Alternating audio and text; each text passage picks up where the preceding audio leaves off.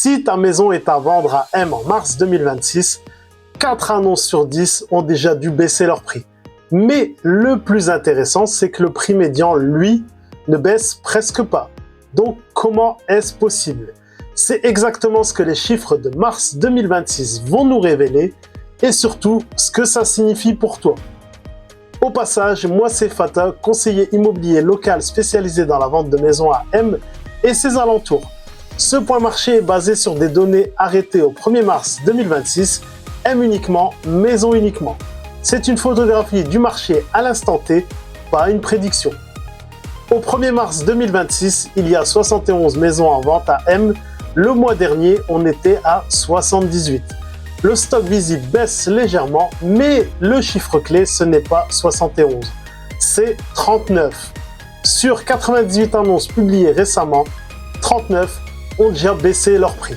Près de 4 vendeurs sur 10 ont dû se repositionner. Ils ont testé le marché et le marché a corrigé leurs attentes. En mars, pour le prix médian, on a 290 000 €, le prix moyen 406 914 €. En février, nous étions pour le prix médian à 292 492 € et le prix moyen à 377 498 €. Le médian reste stable, le moyen, lui, remonte fortement. Ça veut dire une chose, le cœur du marché ne bouge presque pas, mais l'offre haut de gamme tire la moyenne vers le haut. Le marché se segmente. Le cœur du marché se situe entre 229 000 et 507 000 €. Il n'y a pas un marché à M, il y a plusieurs segments. La vraie question n'est pas est-ce que ça monte ou ça baisse. La vraie question est dans quel segment se situe ta maison et est-elle positionnée correctement face à sa concurrence directe. Maintenant, remettons ça dans la réalité des acheteurs. Avec des taux autour de 3,3% sur 25 ans, 1 200 € par mois de crédit donne environ 240 000 à 255 000 € de budget. 1 500 € par mois de crédit donne environ 300 000 à 320 000 € de budget. Et 2 000 € par mois de crédit donne environ 400 000 à 430 000 € de budget. Statistiquement, le cœur du marché monte jusqu'à 507 000 € comme on vient de le voir. Mais en pratique, plus on dépasse 350 000, 400 000 €, plus le nombre d'acheteurs capables de suivre diminue. Et quand la demande se raréfie, le positionnement devient encore plus stratégique. Voyons maintenant les prix au mètre carré. Le prix médian 2 871 € par mètre carré, le prix moyen 3 085 € par mètre carré, ce qui nous donne une fourchette cœur de marché entre 2 387 € et 3 459 € par mètre carré. Plus de 1 000 € d'écart au mètre carré. Sur une maison de 120 mètres carrés, ça peut représenter plus de 100 000 € d'écart stratégique. Le prix n'est pas une estimation, c'est un positionnement. Voyons la répartition par typologie.